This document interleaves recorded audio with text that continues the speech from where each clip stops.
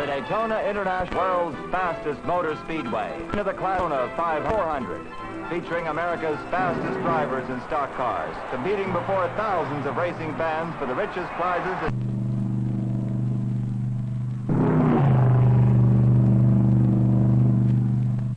But in all the history of the famous Daytona Raceway, the most incredible event was run before empty grandstands. There were only a handful of cars, and yet they were destined to rewrite the pages of history. It was called the Comet Durability Run, a triumph at Daytona. Behind it, a red, white, and blue idea. Specially equip and prepare a team of American racing cars for high-speed driving. Start them around the world's fastest track at record-breaking speeds. Pause only for pit stops and see how far they could run. A public torture test that would help to build better, safer cars for tomorrow. And an openly staged all-out assault on the world's speed and distance records which now rest abroad. To be official, any speed or endurance run must be sanctioned by proper authorities. The top organization for international speed records is the Fédération Internationale de l'Automobile, FIA, and its American agent, the Automobile Competition Committee for the United States, ACUS. The National Association for Stock Car Racing, NASCAR, would supervise the United States record attempts. The cars were powered by the optional new Comet Cyclone high-performance 289 cubic-inch V8 engine. They also were equipped with optionally available heavy-duty transmissions, drive shafts, and axles, and with variable-rate auto-like shock absorbers, and their suspensions were specially stiffened to cope with the extraordinarily steep banks of the Daytona track. Racing tires and roll bars were also installed according to NASCAR safety regulations. When the cars had been checked and tuned by expert mechanics, they were turned over to NASCAR and FIA officials to be sure all safety precautions were observed and all parts were conformed to product certification filed with the sanctioning bodies. And then it was H-hour at Daytona. On the morning of September 21st, time for one last official briefing session for the crews. The NASCAR officials who would not leave the track until the last car called it quits, and the Longines timers, veterans of the world's top sports events, who would be responsible for exact timing of each car for every lap. And then final instructions for the drivers who would go night and day as long as the cars would run, and the mechanics who would gas and service the cars around the clock. Now the traditional slap on the roof, a good luck. And the cars roll off into formation. The green flag, a flying start, and an endless series of left turns. The drivers stretch out and the cars thunder by lap after lap. The opening pace, a dizzy 112 miles an hour.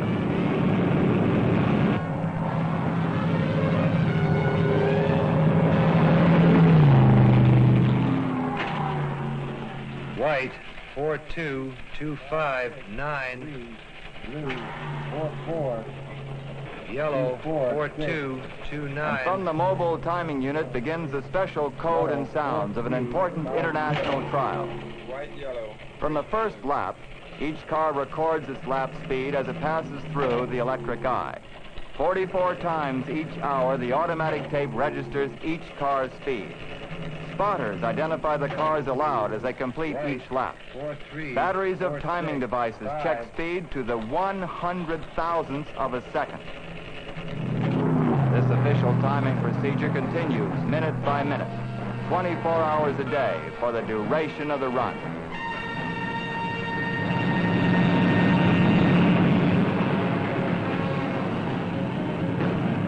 Radio contact between driver and engineer provide a valuable record of the car's performance as it builds up tremendous stress and strain during the run.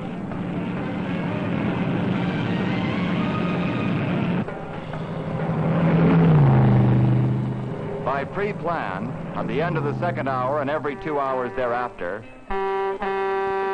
the pit crew is alerted and the cars peel off, one at a time, for a pit stop. Refueling, routine maintenance, any necessary repairs, and a change of drivers. Via the window, because doors are bolted shut for NASCAR safety regulations. Other rules prescribe that all maintenance or repairs be carried out in the pit area with standard tools, that all spare parts must be carried in the cars themselves. Any major repair to a car will make it ineligible at that point for world records. NASCAR officials are on hand at every pit stop to see that the rigid regulations are observed. The crews work fast because pit time is included in running time, but maintenance procedures are those used in the Comet owner's manual. 6 pit stops later, and the run is 12 hours old, and daylight fades into a purple Florida sunset. Night.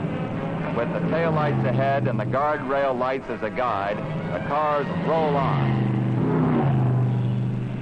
And against the sky, a giant Daytona signboard paces the cars through the first long night.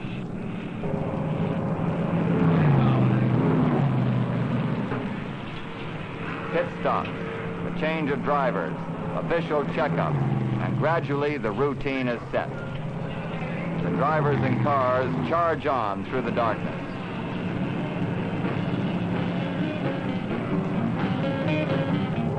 Dawn, and the lead cars run 2,200 miles at an average speed of over 106 miles per hour, including time for refueling.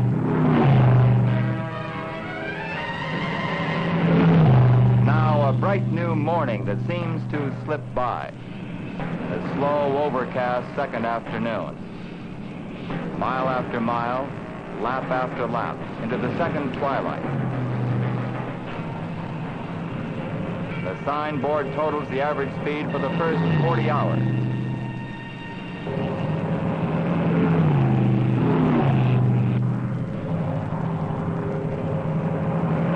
Drivers remembered only as the first of the rain-swept night. Dawn, a new day. Another. And another. And September 26th, the 5th day, with 12,600 miles under the belt. Timing vigil continues as lap after lap is compiled in the official logbooks.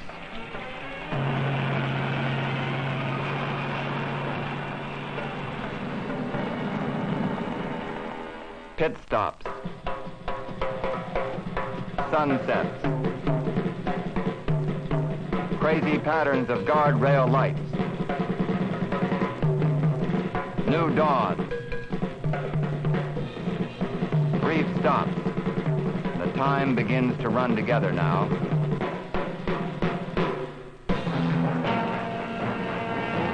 And suddenly it's the 11th day, with a team logging over 28,000 miles, more than once around the earth. And still, on and on, they streak through day and night.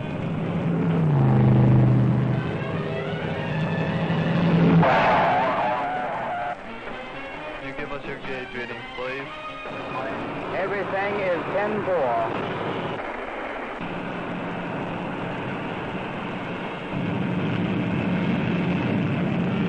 And somehow, it's the 16th day, and the cars have passed 39,000 grueling miles. And hour by hour now, new world speed and distance records are being tabulated for final FIA approval. A few hours later, the cars break the 40,000-mile mark. With it, subject to final FIA approval, 19 high-speed endurance records formerly held by foreign cars come to America. 4 nights later, October 10th, on the 20th day, 50,000 miles flashes on the record board.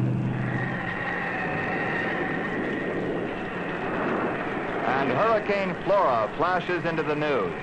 And still the comets race on into the teeth of the gale winds, an hour after hour of tropical downpour. And now the strain of nearly 500 hours of run is beginning to tell. But out of the buildup of fatigue, a kind of toughness and pride begins to grow.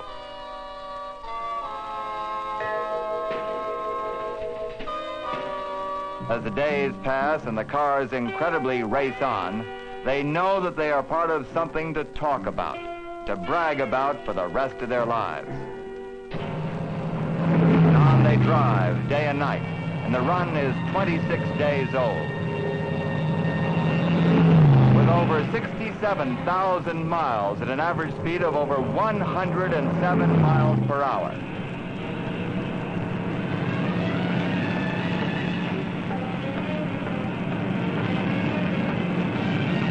How much farther? No American car has ever attempted an endurance run of over 50,000 miles before. Hours later, the Comet team blasts the 70,000 mark at over 40 miles an hour faster than the previous world record holder. And on they race.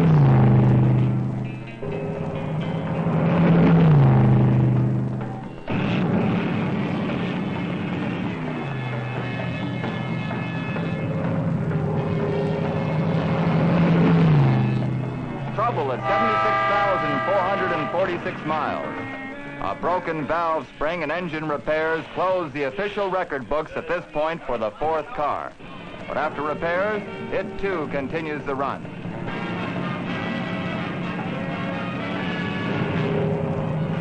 And now is 82,000 miles, October 22nd. 90,000 miles on the 26th. 98,000 miles on the 29th. And it's October 30th, the 40th day dawning bright with a good omen. And there's a special cocky bloom on every face. Hours away is an unbelievable goal. Round the track. Again. Again. And the engines roar full throat. Minutes away now. Finally, one more lap. And the lead car clicks past the 99,999 mile mark. And flashes toward and under the flag stand where it all began, a fantastic continuous journey more than 40 days ago, over 960 hours ago.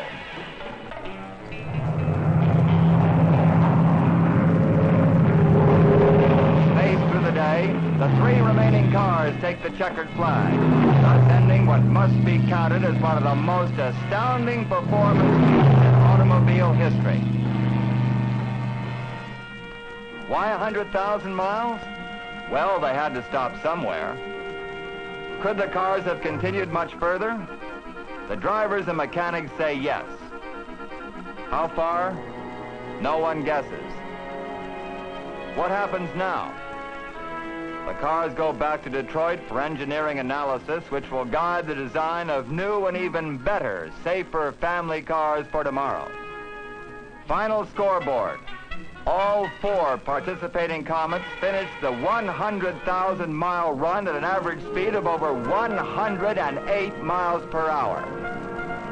Three of them will establish, pending FIA and NASCAR approval, over 100 world speed and distance records. The Comet Durability Run, an American world triumph at Daytona.